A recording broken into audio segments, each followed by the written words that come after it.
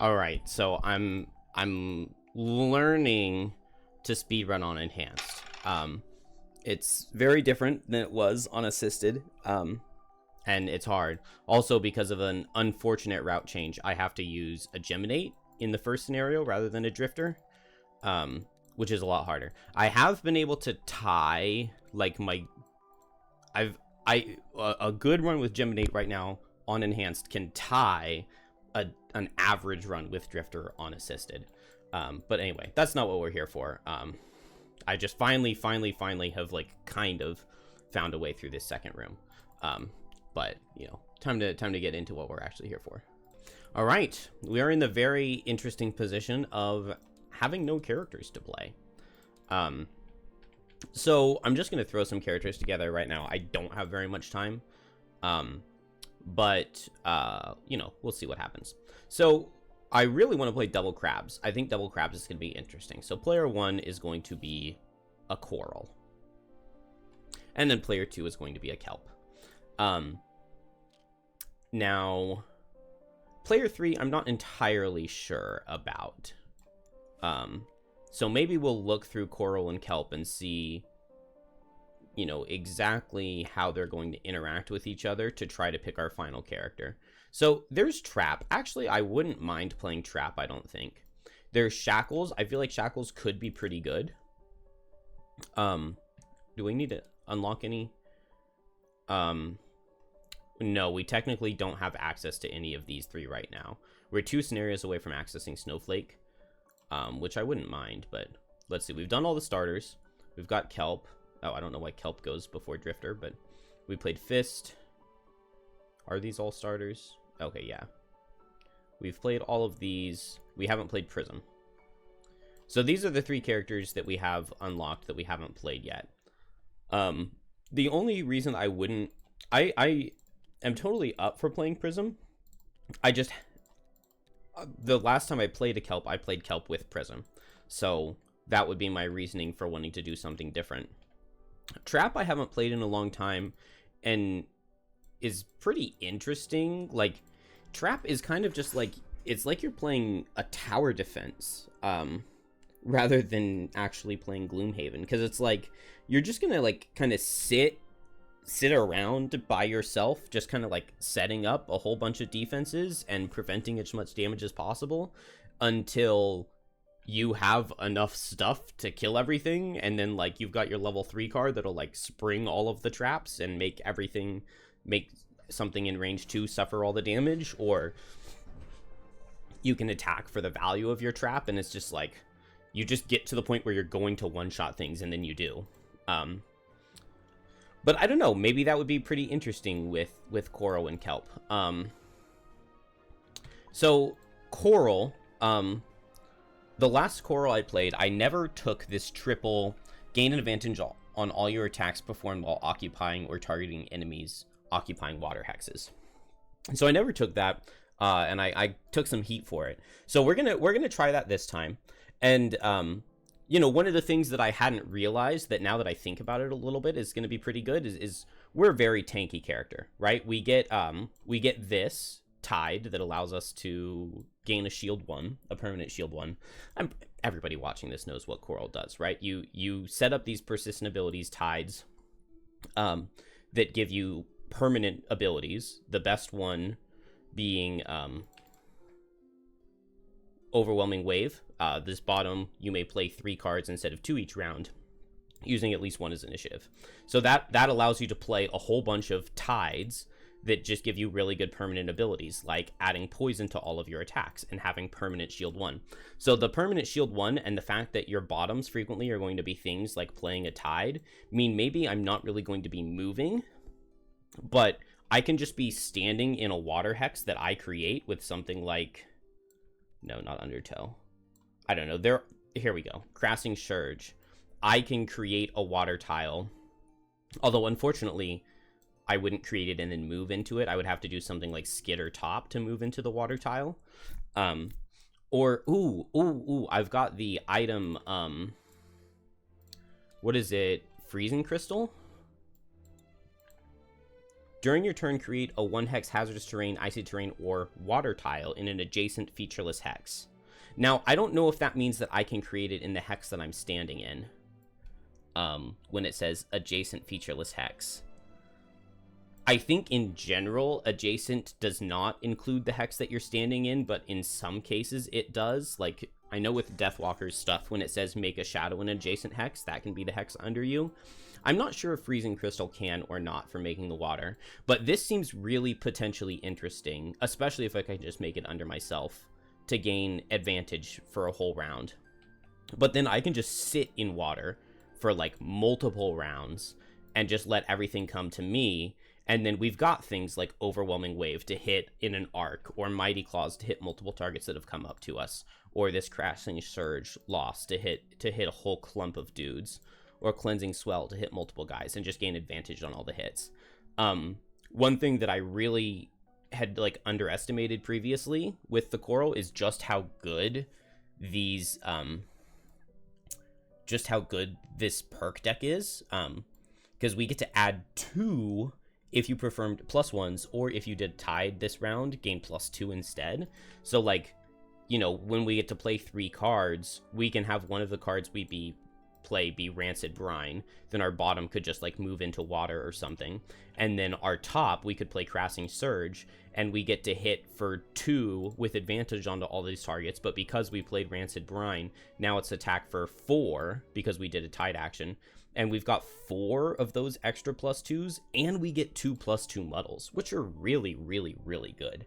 And we get to replace -1s with rolling cards and replace 0s with rolling cards. So we like thin the deck out a lot and then add these really, really good cards. So when you're attacking at advantage, it's like insane. Theoretically, I think. Because the last crab I played, I went way more into tanking and then setting up for a big shuck, rather than being like a water warrior. So I think water warrior sounds really interesting. There are a couple interactions with Kelp that are going to be really interesting, namely Rancid Brine and Down to the Depths. So Rancid Brine, poison to all attacks, down to the depths. After each of your attacks, if the target has fewer than 3 hit points, give them Bane. Now, the really good part about those, especially the Bane one, whenever an enemy dies from wound or Bane, or you kill it, you get to gain a trophy on Kelp. So Coral can run around and tag enemies to get them down to 3 hit points or fewer. Doesn't really care that much if they hit it, because Coral itself is tanky, so it can tag something, leave it with 2 health, let it attack it, and then die on its turn, and then Kelp gets trophies for that. So that's going to be a really interesting, unique, good synergy. And adding poison to all attacks is going to really help Kelp with its Bane and an enemy that's suffering from 3 negative conditions. So, I mean, we can do something like move up, create water under something, make the enemy, make them suffer damage and immobilize them. And then with our 3rd card, we can just attack them if we already had our Rancid Brine up. And then they're immobilized and poisoned. And then all Kelp has to do is, you know, move next to them and wound them or something, and then I can give them a Bane. And if Coral went fast and Coral was first, then we get really good effects out of that.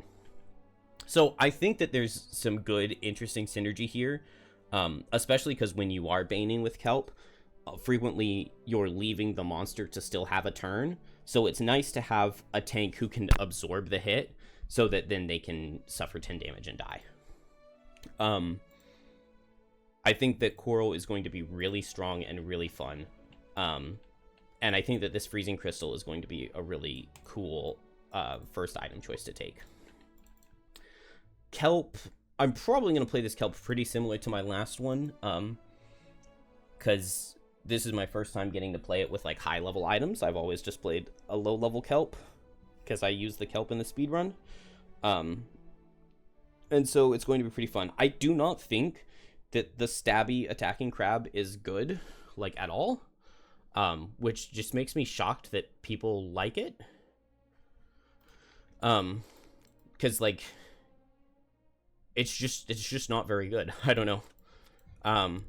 I mean, I would say that the Remorseless Deep is like one of the worst cards in the game, so I see why people don't take that. But Hasten the End is one of the best cards in the game. Dire Frenzy is really good, so I can see that. And then the level 9 Bane card is really bad, but by that point, you don't mind taking this Black Knight of the Deep.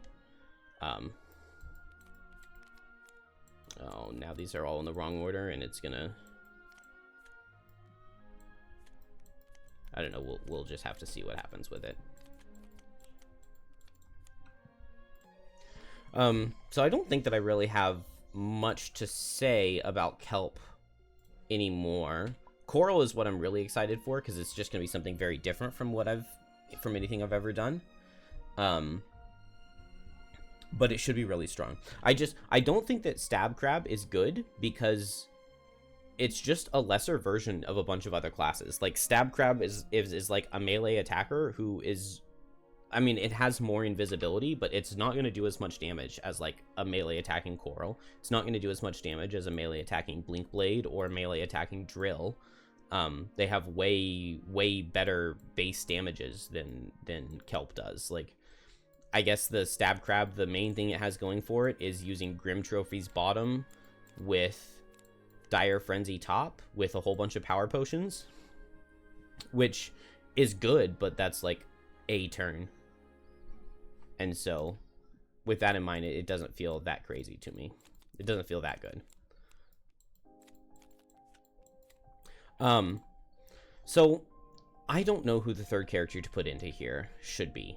I'm fine with playing any of these. I did play Prism Kelp before. Shackles seems interesting, because if we do Shackles, we have gotta give it a second to download the assets.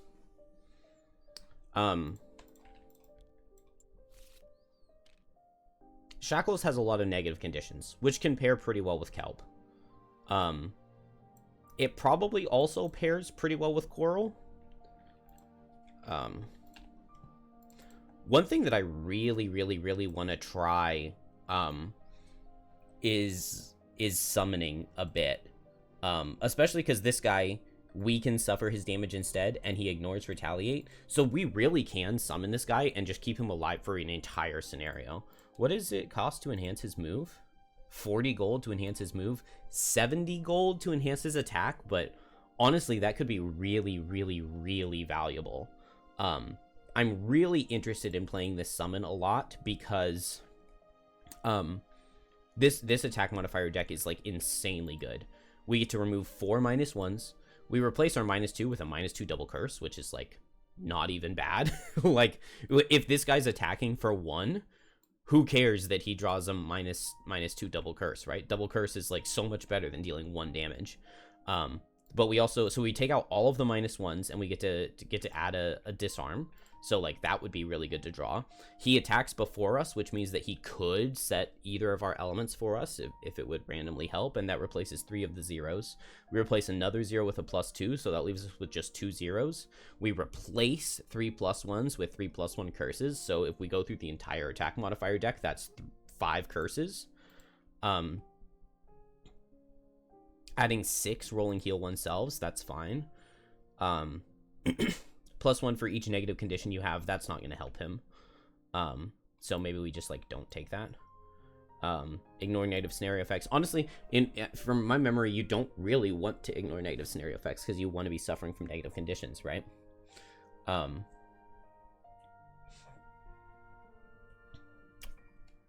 Yeah, so it's really the cursing, but like having this guy go every round and attack something and potentially disarm or add a bunch of curses just seems really good to me. I did think that the deck was a little bit better than it is, but I'm very interested in this summon, particularly at later levels, once we have like even more stuff stacked up. I think that it can be really good.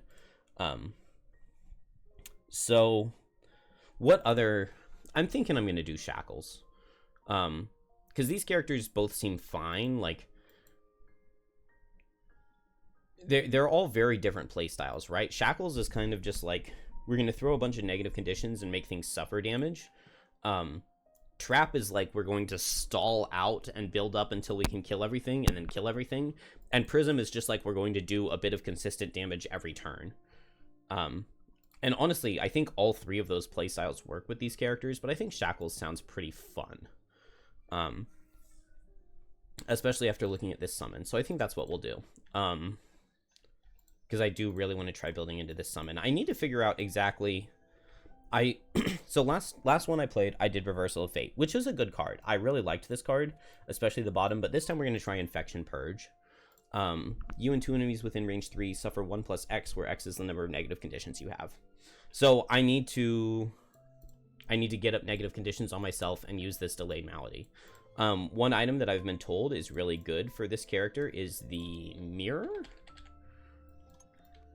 Oh, nice. It's only 30 gold. I was thinking it was like 50. During your turn, lose 1 card from your hand to recover 1 from your lost pile of equal or lower level. Well, this is a level 1 card, so we can always discard any card to get back Delayed Malady, and then we can have 10 consecutive rounds of ignoring negative conditions. Now, is there any way for us to... So, during this and the next 4 rounds, you're unaffected by negative conditions you have and they can't be removed. So we have to have this up when it expires at the end of our turn to keep the negative conditions on us. Then at the start of the next turn, we could play the Cracked Mirror to get the card back from our lost pile. But we would have to have another ability that lets us play an extra card in the round. Or do we have a card at level 1 that allows us to not remove our negative conditions at the end of a round? Oh, we could long rest. So if we time it correctly, we could have this expire. Then the next turn we could long rest. When you long rest, ignore the negative conditions you have. They can't be removed. And then during the long rest, we play the Mirror to get Delayed Malady back. And then we can play Delayed Malady the next turn and ignore negative conditions and they can't be removed. Do we have a card that just does that?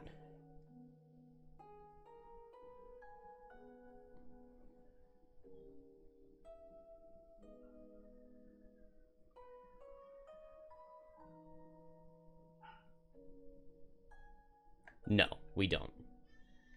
I was thinking we did have the level 1 card that... But that's fine. I mean, this is really potentially interesting, especially if we can go 10 consecutive rounds ignoring those conditions. And then Infection Purge can do a lot of damage. We've got a good Curse card, right? What is Explosive Wounds? 1 of your allies within range 3 and all enemies adjacent to that enemy suffer 3 damage. So that's fine. It also works pretty well with a summon. Oh, Swift Vengeance. This is the card I was looking for. So Curse... target the number of negative conditions you have. We've got the Infection Purge. What else do we have? So there's the Shared Affliction. In my experience, in my memory, this was kind of hard to get off just because we didn't have that much... we don't have that many attacks, right? Like, we can attack for 1 with Wound, and then we can add the negative conditions we have, but... maybe that's not that amazing. Maybe it gets better with some of the later cards, like...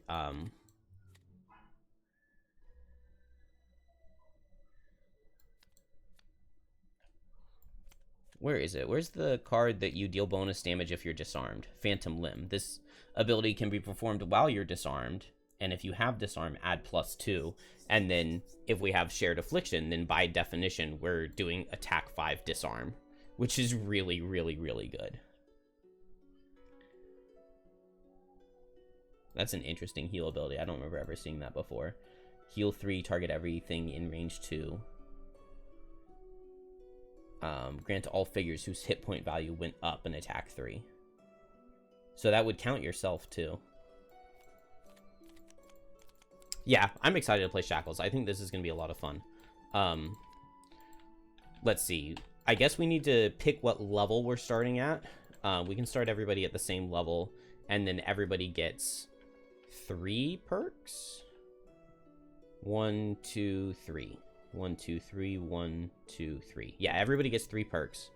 And we're prosperity 6. So that's 5, and 5 is 3.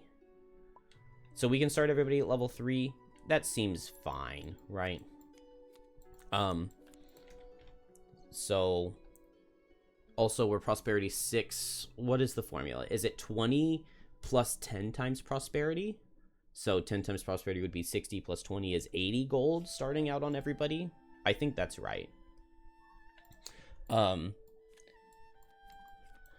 Okay, so Smashing Torrent is what I took last time. This bottom is really good. After one of your move abilities each turn, all adjacent enemies suffer 1. It's just like a nice tide, and then attack 2 stun. Why not? Right? Like, that's really good. Is there any chance this Blood in the Water is good? Move 3, pull something, attack 6 if they're in water, attack 6 wound if they're in water. And then on bottom, move 3, create a 2-hex water tile such that at least 1 hex is adjacent to you, and both hexes are featureless. So we can move and make water under ourselves and under an enemy. So given that we're trying the water build, let's take Blood in the Water. Smashing Torrent's what I took last time. I cannot imagine a universe in which I don't pick Shuck, but let's see. Endless Cycle. Recover up to X of your discarded cards, where X is the number of your active tides at the start of this action. And consume Dark to get +2. Let's see. The real benefit of this card is that it's 8 speed. Because initiative is an issue. This is, 15 is our fastest card.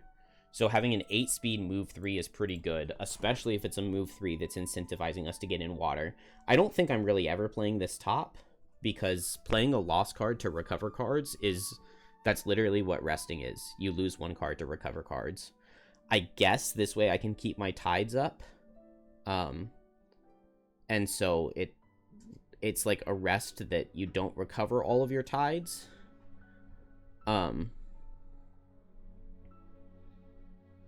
So you can have your first tide cycle go extra long.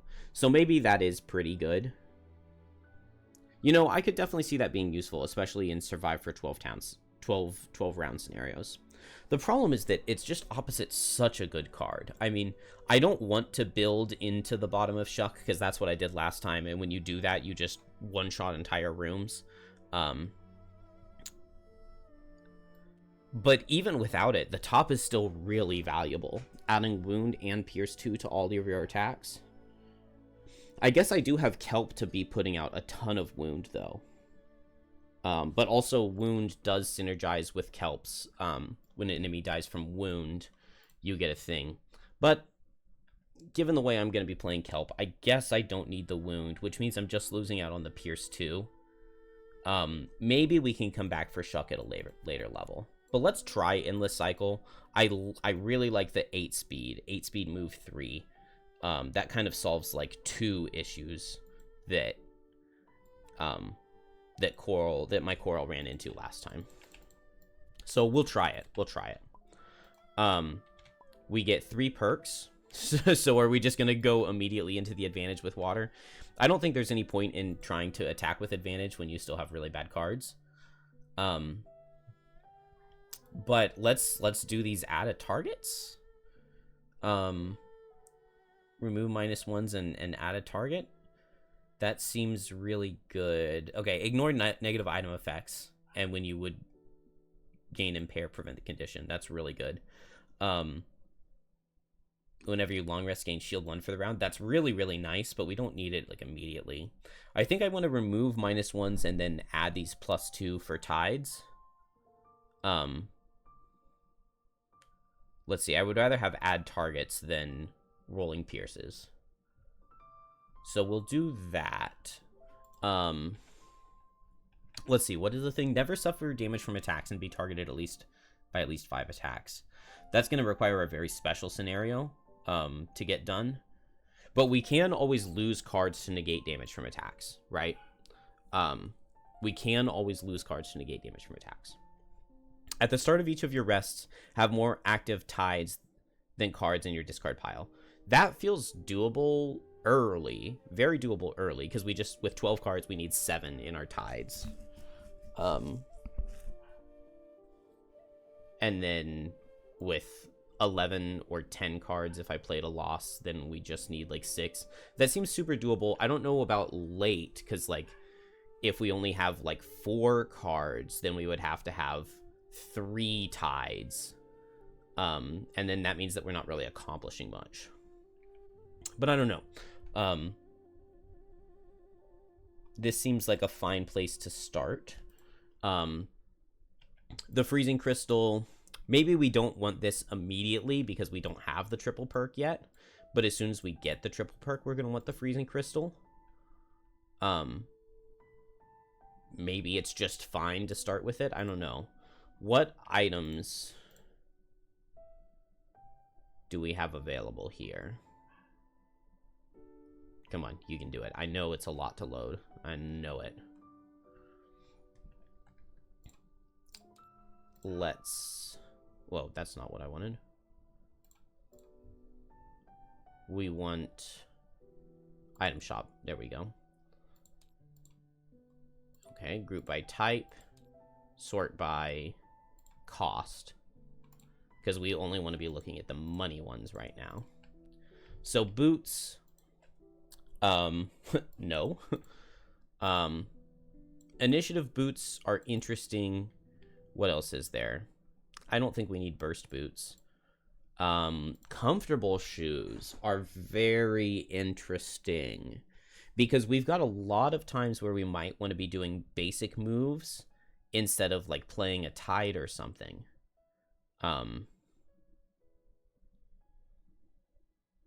Well, it seems like several of these moves are actually move 3. And we did get this 8-speed move 3, so maybe not comfortable shoes. Crude boots can give us a very similar effect, but we do also have a top move with skitter, which makes them a little bit more interesting. There are the dancing slippers and the duelist shoes that we could also potentially run. Maybe I really want duelist shoes, because duelist shoes feel like some of the best shoes in the game. I guess it didn't sort them by cost because this costs money and that didn't. We're not really ever moving 4 hexes, so that's not a thing. When adjacent ally would be targeted, you get targeted instead. That seems okay, but I don't know. And then jump boots, or add +1 move, but suffer a damage, but get it back. Maybe that's pretty good.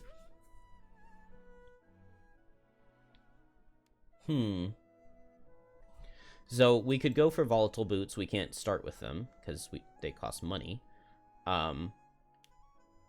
Or dancing slippers / duelist shoes. Both seem really interesting to me.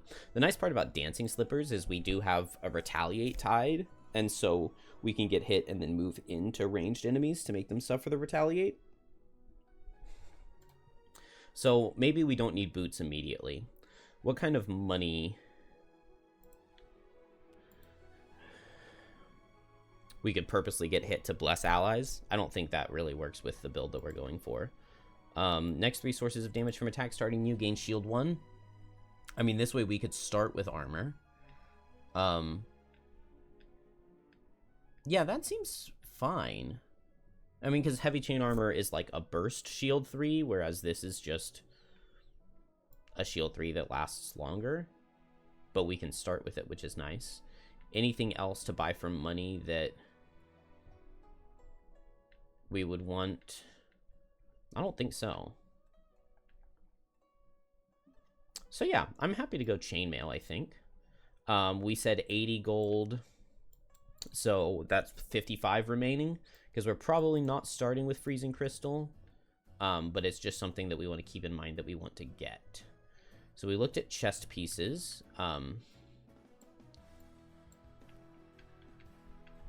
Let's see. Our hands. Algox carving is like the worst item in the game. Balance scales, no, we don't need to worry about advantage because we're doing the water build. Biting gauntlet is interesting to get some retaliate. Corrupted blade to add a whole bunch of negative conditions to one attack, although we're already adding poison to our attacks, right? So maybe we lose some use out of this. Elemental stone I do think is a really good item to have on somebody, at least to swap in. shields are good. Ice Shiv, we don't have ice. Kite Shield I really, really like, but it's not money. Lightning Rod, after order of initiative, all monsters consider you to be first in initiative order when determining focus this round. That... Let's try that. I've never used this item before, and it seems very situational and, like, potentially not that good. But also, maybe I could find some use for it. Like, if Coral and Kelp are both going to be right next to an enemy, but Kelp is going faster because Kelp wants to get up to it and bane it before its turn, then Coral can use this item so that Coral still takes the hit and not Kelp. I like it. I really like that possibility. Because like I said, our initiatives are, like, not that good. Other than we did just get this 8, but that's only once per rest cycle. We were looking at hands. Poison Dagger. Where's the Tower Shield? Looking for things that cost money. During your turn, one adjacent normal or elite suffers damage equal to their shield value. Of a loss, like,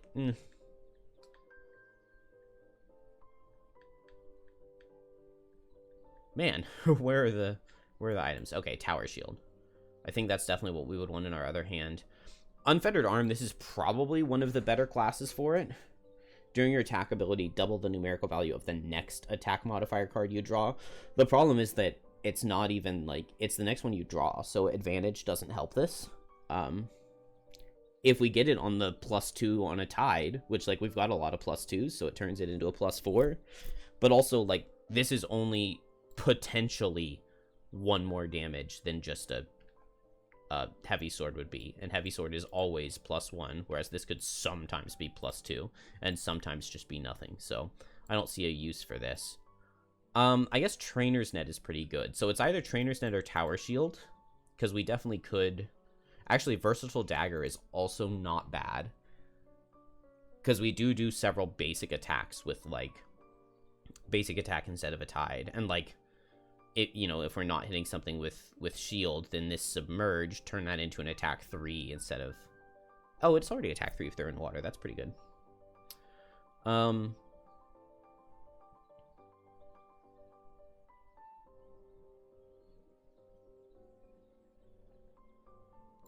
Let's see. How much money do we have left? This was 55, so this is 35. So that's exactly a Tower Shield. I think we'll go Tower Shield. And a very interesting setup. I think Lightning Rod, I'm very interested in trying.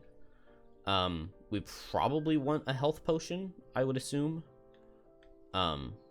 We get to start with 2 potions, so let's do a major healing potion.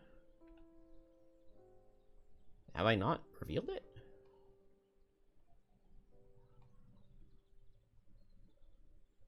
I guess I haven't revealed the major healing potion. Rockroot, Arrowvine, Snow Thistle. There we go. Rockroot, Arrowvine, Snow Thistle. Major health potion. What else would we want? I think a Frenzy potion just to do bonus attacks is pretty good.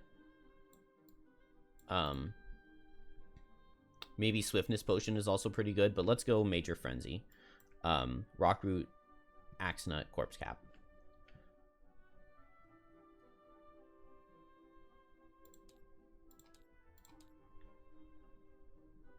Yeah, Rockroot, Axenut, Corpse Cap. Okay.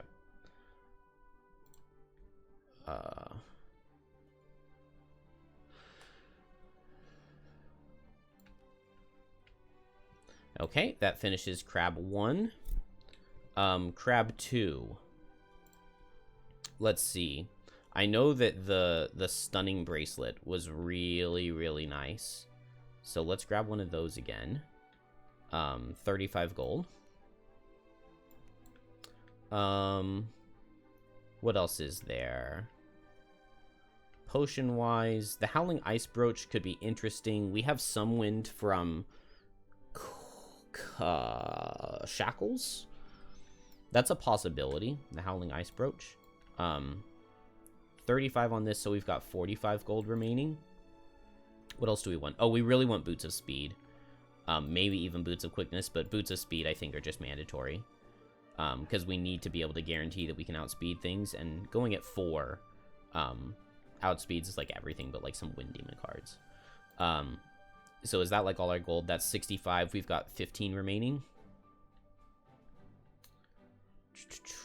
15 gold. Amulet of Life is like not bad for 15 gold. We've got boots already. Things that cost 15. There aren't very many of them. It's like starting items. Leather armor is not too bad. I think healing Amulet of Life is a fine place to start. If we've got the 15 gold anyway. Then in terms of potions, I think the major poison potion, which is going to be one of these. Yeah, the Plague Flask. So that's Axe Nut, Corpse Cap, Snow Thistle.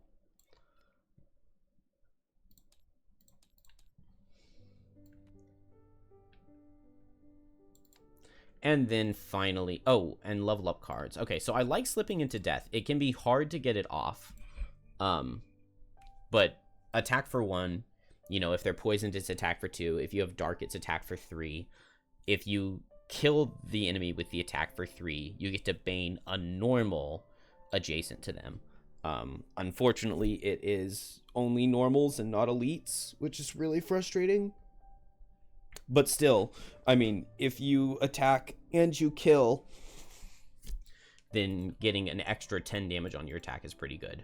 This bottom, I didn't find that many uses for, although maybe with the Lightning Rod on Coral, it could be nice. Move to Bane an adjacent damage enemy that has fewer hit points. Potentially fine, potentially okay. Let's see. This card has heal on it. There's one item that I do not have unlocked. I don't know what it's called either. Let me look up what it's called. So this is just the absolute best item with a Bane Kelp ever. On the next 2 sources from damage from attacks targeting you, suffer 3 damage to give the attacker Bane. What's insane about this is if something's attacking you, then it's its turn. So it can be wounded and baned. It suffers 1 from wound at the beginning of its turn. It attacks you. You suffer 3 extra damage. And then you brittle it. And then its turn ends. And then it suffers 20 damage from the Bane instead of 10. So this is like the best item for a Bane Kelp. But also like you don't really have healing. So making yourself suffer the extra damage is like really, really impactful. But this doesn't have to go on you. This could go on an ally. You could go invisible and teleport in and Bane something. And then they hit Coral. And then Coral suffers an extra 3 damage. And then Coral gives them brittle. And then they die. Or give this to Shackles. So this would be the most insane item with those characters. Unfortunately, it's like super high prosperity. And I don't think I'm going to unlock it. But like really, really, really insane with my characters. If I could get it. Did one of the copies? No? Okay. I don't know. So really, really, really potentially insane item that would make me want this heal 3 self. Still, a heal 3 self isn't bad. And like a late teleport 3 is pretty decent.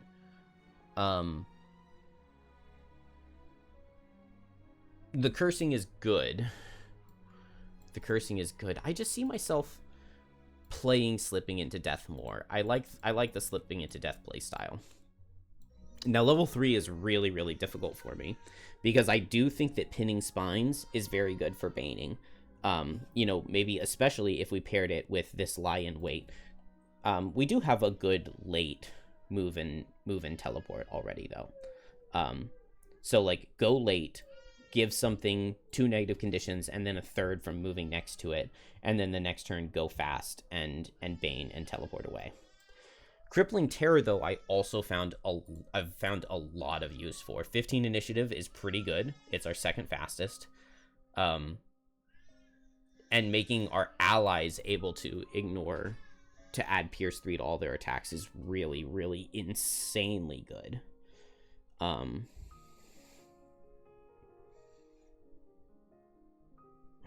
I just don't know. I guess the last crab I played on here took a Crippling Terror, so I'll try Pinning Spines.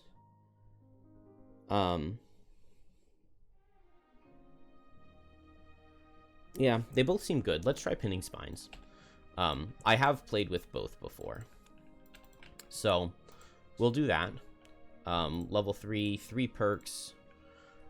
We want to start with 2 trophies. That seems really important. I think I also like this loot 1 adjacent hex. If you get a loot token, gain a trophy. Ignoring negative scenario effects can be good on Coral. Maybe we'll do that on Kelp.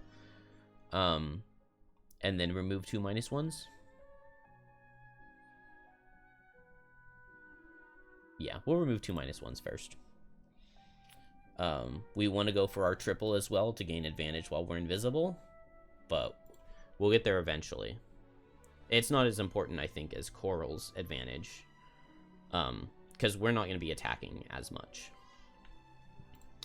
And finally, Shackles, the one that I'm the least prepared for.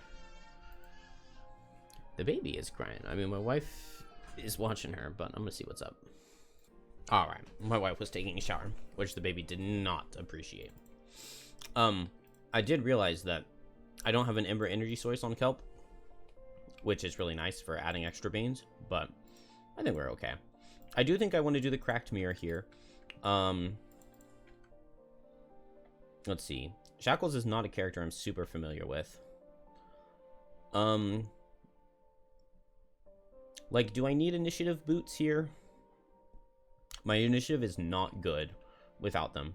I can't remember what I ran before, which makes me think that it's initiative boots, because it's basically my favorite go-to boots.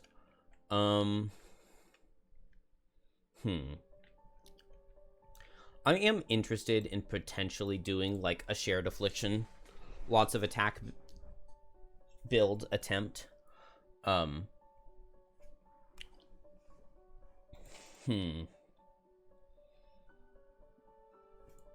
Let's, I think more so, though, I really want to try Delayed Malady. And I don't necessarily need Shared Affliction with it.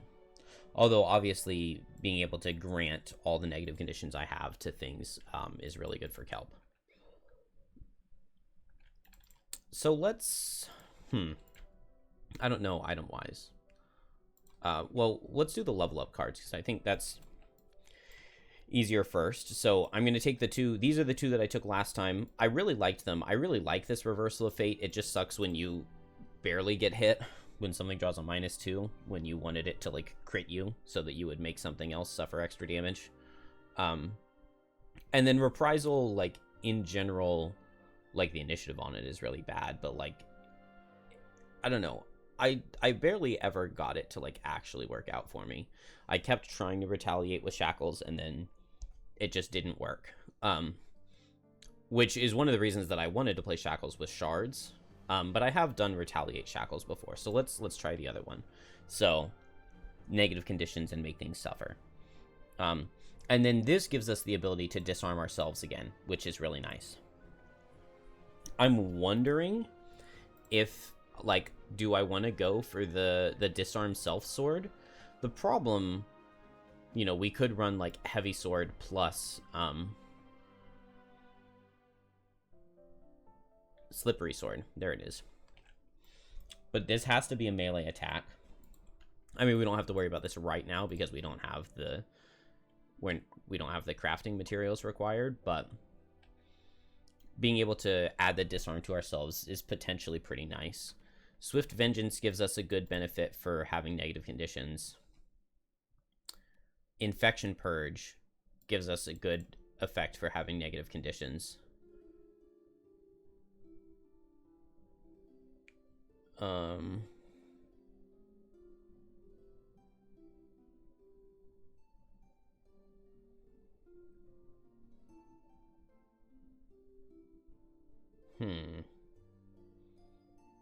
Agony of Others gives us a good thing to do while we have negative conditions.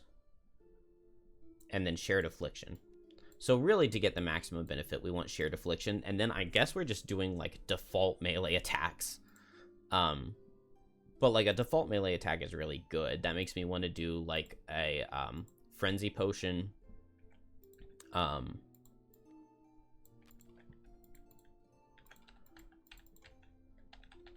Let's see. Is Frenzy Potion what I want the most? Oh, well, no. The potion to give tons of negative conditions is what I want the most, right? So we'll just do a triple Arrowvine to get a deadly mixture. And then now we can give ourselves 4 negative conditions. I'm gonna have to figure out what cards to take. We probably want to increase our max health by 5. That seems like a really good place to start. Do we want to take this ignore losing things on a rest? Yeah, so we're probably not doing the summon yet, because we're going to need to build up quite a bit. Oh, everybody also is going to get 2 more perks for being level 3. I did forget about that. So do we want to remove 4 -1s? Yeah, let's remove 4 -1s. That's a pretty good deck to start with. You get to take out 2 more over here. Yeah, replace 2 more -1s with 0s. Getting a call. And then Coral 2 more. Take out 2 more -1s. Yeah, start with missing 4 -1s on everybody. That is very nice. Very, very, very nice. And so now we just need to look at items here, right? So 30 gold here, so 50 gold remaining. So we could do boots. I don't know if boots are really going to be super impactful for what we're trying to do here. Could do boots of speed. Maybe we want these burst boots as, like, a way to give ourselves immobilize. Also, like, I do remember movement being an issue on this guy. So, like, maybe burst boots. Maybe burst boots are, like, a sleeper good pick. Because we can get the immobilize out of them. I like the idea of duelist shoes, potentially, maybe. If we were doing retaliate, then dancing slippers, but... we barely ever move 4. We've got a move 4 with this unstable effigy. Oh, this is already a move 4 immobilized self, so maybe we don't need the burst boots. Although move 8 immobilized self sounds nice. I want to look at, like, what is enhanceable. This we can enhance jump onto to get a 25 speed move 4 jump. That's really good. We'll want to do that pretty quickly.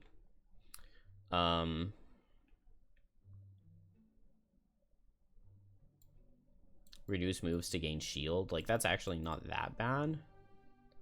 +1 move in a more difficult terrain. If I'm making lots of water, maybe I'll need that. I don't know. Boots don't feel super necessary for right now. Don't feel super necessary. Adding this heal and bless seems interesting, but nobody's really doing large attacks that we want blesses on, so no. Additional bag items are very potentially good. Force something to not hit us when it would. Suffer damage to go invisible. Did I take a chest on Kelp? No, so we probably want that. Suffer 3 damage to go invisible on Kelp, because that will be a free advantage once we get the perk. Mirrored armor, when you suffer damage from an attack, they suffer an equal amount. I mean, that would work really well with the other build on Shackles. Maybe not on this one, but we get to pick when it happens, which is really nice. I think I used this ward self, but it had some anti-synergies last time.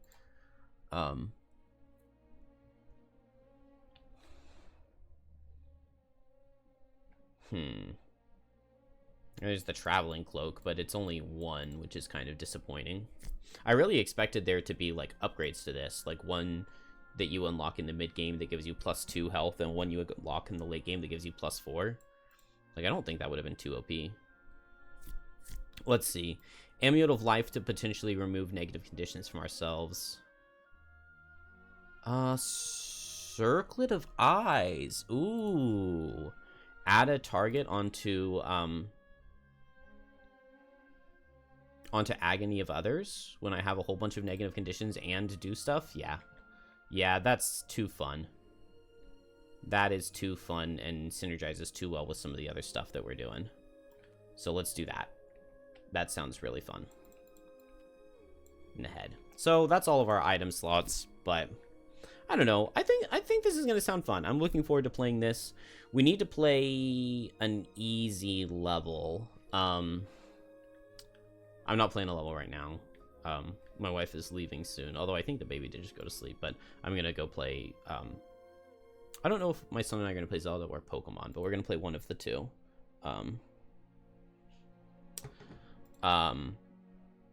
It's a Sunday, so... Let's see. So we need to do this Blizzard Island. Blizzard Island and 57. These are two really cool levels. Blizzard Island's okay. This 57 is like a really cool boss fight, so I'm really looking forward to that. We're not really built up enough yet for 57. Maybe we could do Blizzard Island now, but I know there's a lot of Retaliate. There's Frost Demons. There are Wind Demons, which Shackles is going to be really good against. I don't know if Shackles is going to be very good into this boss. Maybe with the Retaliate build it would do better. I do want to play 39 at some point. I've never played 10, 18, 29, or 39. But 10, 18, and 20... Or, I have played them. I've never played them. I've never made videos of the levels. But this is the route that the speedrun goes. So, we'll eventually see it on the speedrun. There aren't any notable levels in this chunk, I think. 10, I think, is a fine level. Oh, no, I have played 10 and 18. But I haven't played 29 or 39. Because I did Snowflake last time. And then did Summit Meeting instead of 29 when it branches. 39, the Corrupted Camp, is a really cool level. So we're going to play that. You know, we're just going to unlock it illegally and play that because it's a really cool level. Really, really hard. It's like, I think it's the second hardest scenario, but it might be the hardest one because, like, War of the Spire B, we were able to beat pretty easily, but that used really OP classes. And then 56 is a really cool final boss fight, a really cool one. So I want to play both of those. I want to finish off both the Algok stories with these characters. Let's see. Maybe we'll do this Relic Renewed, although I don't think my team comp isn't very good for boss fights yet. It should be fine once I get some power potions on Kelp. And I don't know what I need for Shackles to be good into bosses. Maybe it's already okay. Suffer up to 4 damage to cause enemy within range 3 to suffer an equal amount. This is only one enemy? I thought it was 2 enemies. I really thought that this was 2 enemies. Suffer up to 4 damage to cause an enemy within range 3. Am I thinking of the level 2 card? Okay, you and 2 enemies within range 3 suffer 1 plus X, where that's the negative conditions you have. That's a lot of damage to be suffering myself on Shackles, though. So I'm definitely gonna need health potion. Major health potion on Shackles ASAP. Which, now that I think about it, I don't have the item slots for because of the mirror. Yeah, we'll figure that out. I want to play Relic Renewed. I don't think I've ever played 78. I need to look through these and find the ones that I haven't played. But I'm not going to worry about unlocking them. I've never played any of these 3. So we can go do those 3 before we do any others. We need to do this Abandoned Hideout. I think that...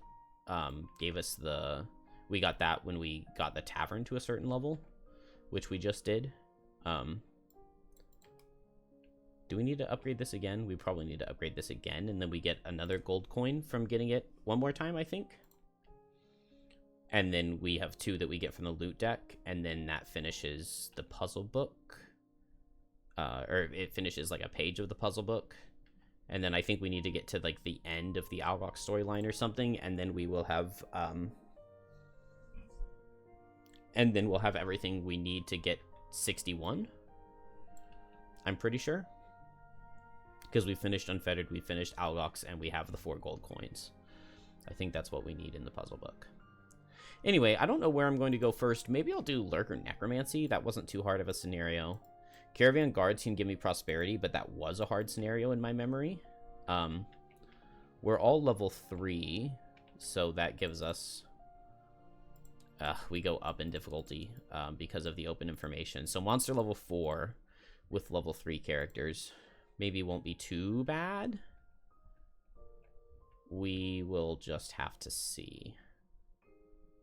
But yeah, maybe Blizzard Island first.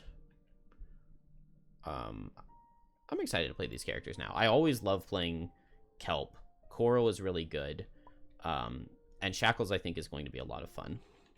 I'll try to take a couple moments to figure out which cards to not bring. Unstable Effigy is, like, potentially on the cutting block, but also, like, my fastest card that has a good move, like, maybe not. Scarred Effigy, I really want to use this later, but maybe early is not going to be that important. Coral will be doing some tanking, so, like, Retaliate's kind of hard to get use out of. But move 2, Retaliate 2 is not bad. That's on the cutting block. It doesn't have to come. Swift Vengeance, I want to use.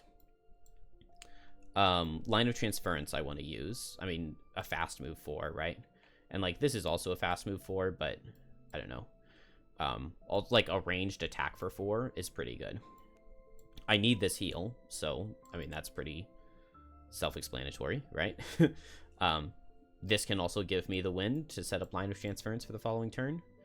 And Muddle, is that a condition that... Muddle is a condition that this doesn't give. So being able to muddle myself with the bottom is really nice. Is a sentence that most people never say. Most characters never say. Obviously, the level 2 and level 3 cards, those I'm building around. And so fire out of these, or fire generated by this and consumed by this to make something suffer 6. I mean, 6 is a good amount to suffer, especially if you can get it on like a shielded target. But suffering 4 myself to make something suffer 6 is a little bit underwhelming. Maybe this move 3 disarm is a little bit better. We'll have to figure that out. Explosive Wounds, I think, can be really good. One of your allies within range 3 and all enemies adjacent to that ally suffer 3. I'm not really complaining about that. Especially if Coral can be surrounded. That can be really good. So that's 1, 2, 3, 4, 5, 6. We're definitely bringing Delayed Malady. So that's 7. If we do Shared Affliction, that's 8. Which I think early on we'll want Shared Affliction. Pleasure and Pain feels pretty necessary. Heal and potentially self-poison. And just this bottom can do like a lot of damage. So yeah, that seems very good. That's 8. 1, 2, 3, 4, 5, 6, 7, 8, 9. No, that's 9. So let's see. Cleansing Fire is a self-heal. Transfer Injury is a self-heal. This does a little bit of damage, but it's just 1 damage, and if we're doing Shared Affliction, we're wounding anyway, so maybe the fire's not super necessary. This is a potential small heal. Maybe the heal on bottom is better. The wound self probably doesn't matter very much. This could be ranged attack, but it's really hard to get both elements, so it's probably just a ranged attack for 2. I think I like Blood Ritual more. Oh, we really wanted Agony of Others. So 1, 2, 3, 4, 5, 6, 7, 8, 9, 10. Do I only have 1? I have 2 fire generations. Wait, what? Where are the cards? Oh. That's why I couldn't see them. And we've got a lot of good uses for fire with Burned at Both Ends and Explosive Wounds and Agony of Others. So maybe we need to put in more fire generation, which would be Cleansing Fire. Feels kind of bad to be losing these. I guess this is technically fire generation, but it only happens once. Although that's a really good attack. Attack 2, target all enemies in range 2. And make fire.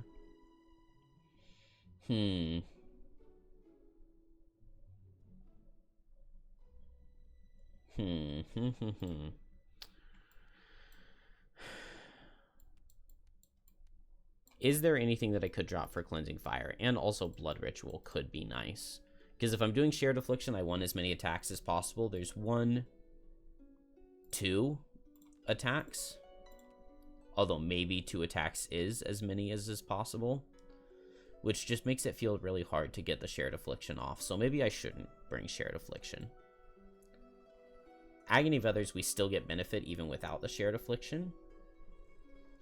Line of Transference, if we don't have Delayed Malady, we can use to remove a negative condition. But we can't attack while we're disarmed. So we'd have to get rid of the disarm. But then we could give away, like, our poison. Giving away poison with Line of Transference seems really good. So I definitely want to keep that. And then we've got plenty of things to make Suffer. I think we're going to bring Fire instead of Shared Affliction. I think that makes a bit of sense. And not only is this Fire, but it's also potential self-heal if we get kind of messed up. So, like, we can heal 6, and then the next turn heal for 5. I think that works out. We'll mess with it and see. Causing figures to suffer 40. I don't know if that's really going to be feasible yet. Start a turn with, like, every negative condition except Impair. That's just, like, really hard. Because you need monsters that can Brittle and Bane, and I don't know where that is. I guess unless you take a Brittle from, like, Geminate. Or, whatever it's called, Drill. Those characters can Brittle themselves. And you want a monster that can stun? Let's see. Isn't there something that stuns and... What can stun? Spitting Drakes can stun. Mind Snippers can stun. Steel Automatons can stun. Maybe there's not a monster that... I don't know. This seems like it would go pretty well with Drill, though. Like, with Drill's perk to stun itself, you can take that stun from him. Oh, and Drill's bottom move and stun self. You can take his stun from him. Let's see. Kelp should be pretty easy. I'm definitely bringing Mantle of Dread, because that's, like, the best card. Like, the best card ever. After remove, wound, or immobilize something. It would be really good even if it was just wound, but it's also immobilize. Succumb to Fear and Lacerating Stabs are both really good. Haunting Brutality, I really like the Teleport 6 make Suffer too, but that is situational. Slipping Into Death is also situational, but we'll throw it in for now. That's 5. We can get 5 more. Soul Hunger is really good for late movement. So the 4 more. Let's see. Tumultuous Panic is really good. Multiple attacks plus a lost bottom that can set up a lot of stuff. So that's 7. 3 more cards. Skewer the Flesh is good, but it's very similar to what we get in Pinning Spines. Although maybe now that we do have Pinning Spines, we can use Skewer the Flesh for its bottom. Skewer the Flesh for its bottom to go invisible and pair with Pinning Spines. Spinning Pines. Because Spinning Pines likes to go late rather than going at 25. So let's try Skewer the Flesh. I might need more sources of dark, right? I get dark from Soul Hunger. End of list. Which means that I might want to, like...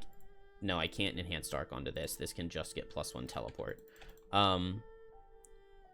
Where could we enhance a dark? Not here. Can circles get elements? I never remember. Okay, circles can get elements, but not negative conditions. So, Spinning Pines could get dark. There was, like, a later card that really needs dark. I think a level 8 card really wants dark. And I remember thinking that might be kind of hard to set up. Attack for 5, Brittle, if the target has none of its allies in line of sight. Or use the dark to ignore. Because, like, with this, you would want to go late and Bane something, and then go faster than it the next turn. But if we use Soul Hunger to move late, set dark, Bane, and then attack for 5, brittle. The Bane goes off and does a lot of damage.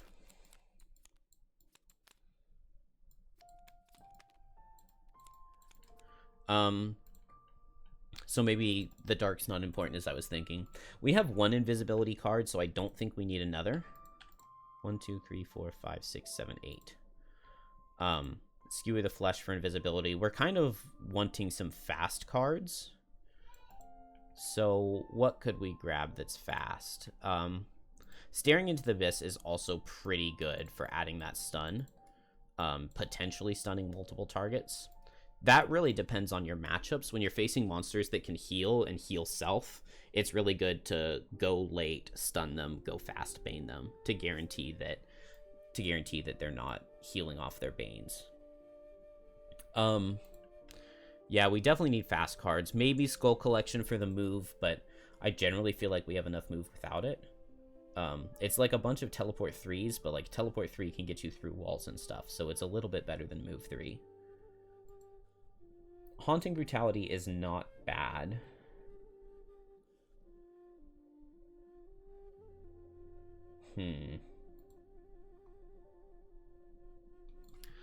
Let's do Haunting Brutality. Like, just a decent attack, especially if we do have Dark.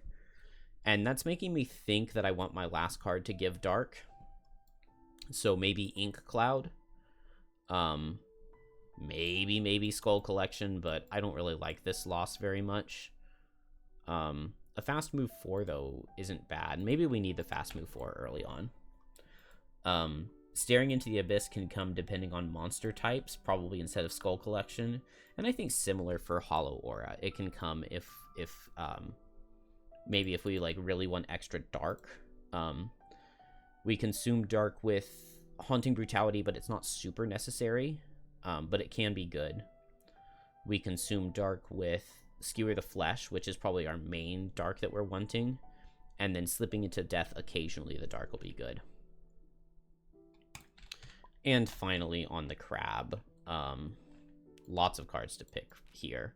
But we also have lots of, like, have to come. Like Cresting Force, attack for the number of tides, yes please. Overwhelming Wave, play 3 cards a turn, yes please. Let's see, we want to be going for a water build, but like maybe not necessarily yet, right? Because we don't have the perk yet. So Soft Flesh is a possibility. Heal 1 when something dies is pretty nice. Let's bring Down to the Depths, just because the Bane synergizes with Kelp. That sounds fun. Similar thing with Rancid Brine, synergizes really well with Kelp. Sounds fun. Submerge for when we're doing water is really good. I guess our level 3 card did make water, right? No, our level 3 card wants to use water. Our level 2 card makes water. Yes, our level 2 card makes water. So we can do some water stuff. So Submerge is probably pretty good. Move 2, the first 4 hexes with water tiles you enter with this movement cost 0 points to enter. So this could be a potential, like, move 6 if there's enough water, which is really cool. Really, really cool. Let's see, that's a lot of late cards. Let's look at some of our fast ones. 1, 2, 3, 4, 5, 6, 7. So Undertow, I like. 8, fast card, potential shield, potential just play it with the level 2 to move, make water under something, wherever that is. Oh, here it is. Move, make water under them, and then I can bane them. Adjacent, normal, or elite, occupying water. Don't need any setup, just go at 15 and do that. Let's see, what else is good? Sharp Chitin for the shield, really good.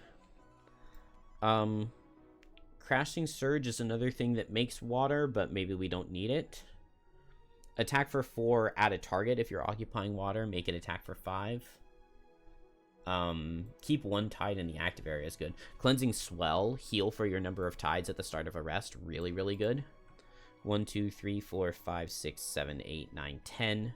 I think Rising Flood, create water and immobilize things. Designate 1 adjacent 1 hex water tile before move 3. Regardless of line of sight, relocate the designated tile and move it to an adjacent featureless hex. Maybe. The top is really good.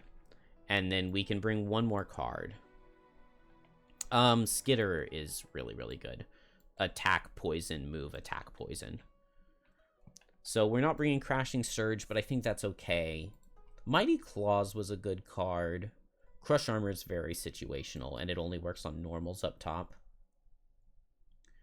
I like the bottom of Pools of Power, especially to keep Overwhelming Wave up. But maybe not. I don't know. 1, 2, 3, 4, 5, 6, 7, 8, 9, 10, 11, 12. Yeah. We definitely have the right number of cards. I don't know if any of these are sub-out. Submerge could go. Let's see. Attack 3, Pierce 4 if they're in water, and a potential good move if there's a lot of water. The potential good move and ignoring the water thing, I think, is what's really nice.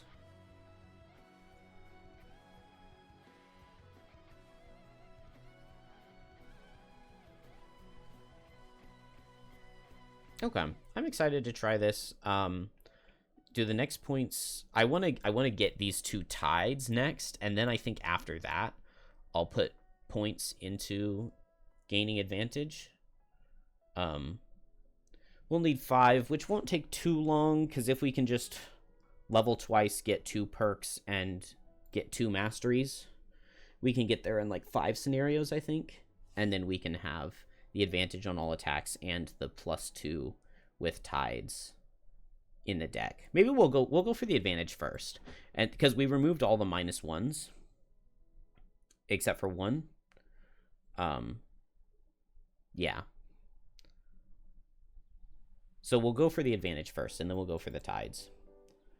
The deck looks so small now with so few cards. But yeah, I think these classes are going to be fun to play. It'll